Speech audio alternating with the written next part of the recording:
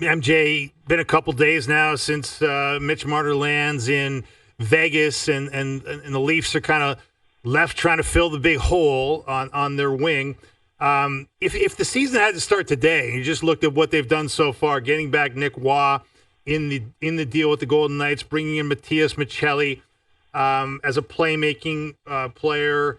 How would you feel about it? Like how much more does Tree Living have to do to make you feel at ease, or at least feel better about them being an equivalent and hopefully slightly better team going into next season?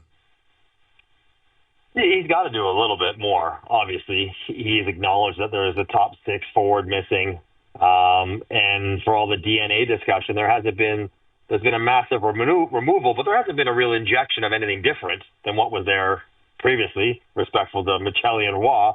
Like, they're not going to come in and shake up the room. We're doing it different here, boys. So, right. I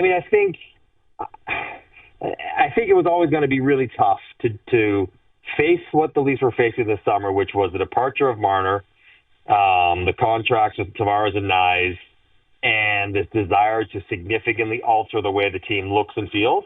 To do all that in 6 weeks, 8 weeks, whatever it was, and they did a good job with the contracts.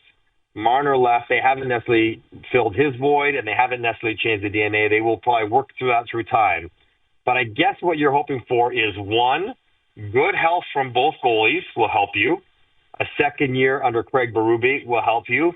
And maybe most importantly, and I can't overstate this, and maybe there's no problem in the pressure, Auston Matthews has to be one of the top 4 players in the NHL next year.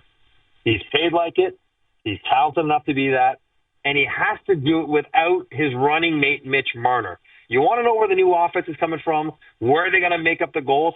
That's the guy. There has to be 20 to 30 more goals off Auston Matthews' stick next year.